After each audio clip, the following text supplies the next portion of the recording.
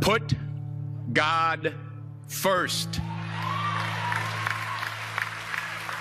Put God first in everything you do. Everything that you think you see in me, everything that I've accomplished, everything that you think I have, and I have a few things, everything that I have is by the grace of God. Understand that. It's a gift. I was sitting in my mother's beauty parlor, and I'm looking in the mirror, and I see behind me this woman under the dryer. And every time she looked up, every time I looked up, she was looking at me, just looking me in the eye. And I didn't know who she was, and I said, she said, somebody give me a pen, give me a pencil. I have a prophecy. March 27, 1975. She said, boy, you are going to travel the world and speak to millions of people. Now, mind you, I was flunked out of college. I'm thinking about joining the army. I didn't know what I was going to do, and she's telling me I'm going to travel the world and speak to millions of people.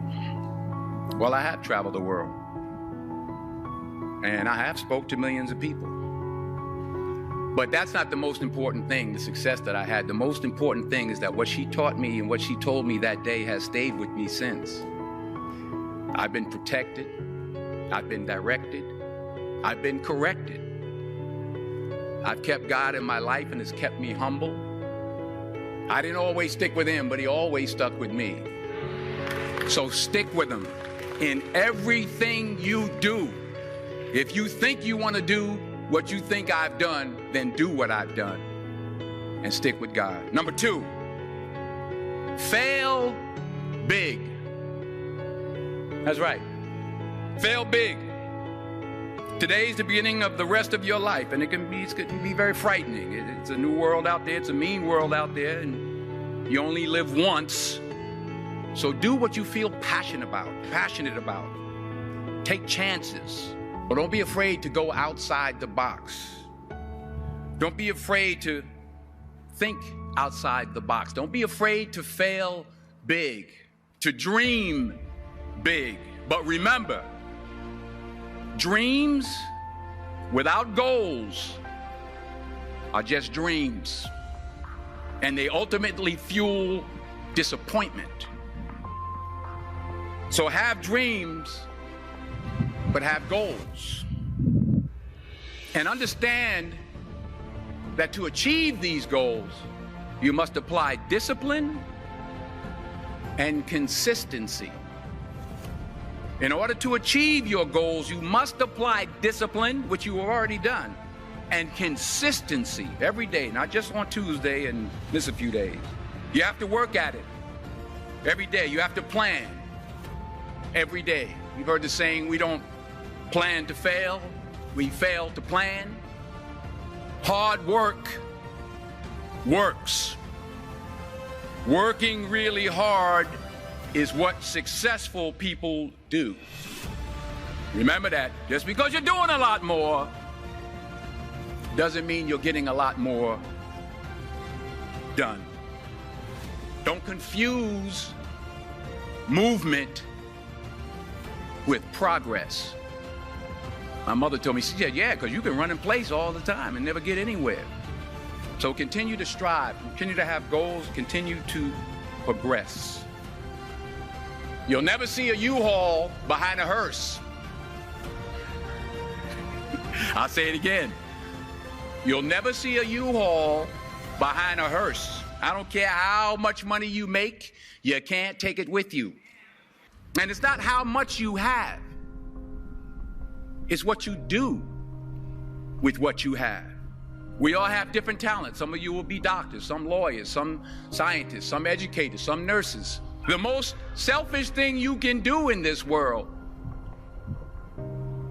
is help someone else. Why is it selfish? Because the gratification, the goodness that comes to you, the good feeling that I get from helping others, nothing's better than that.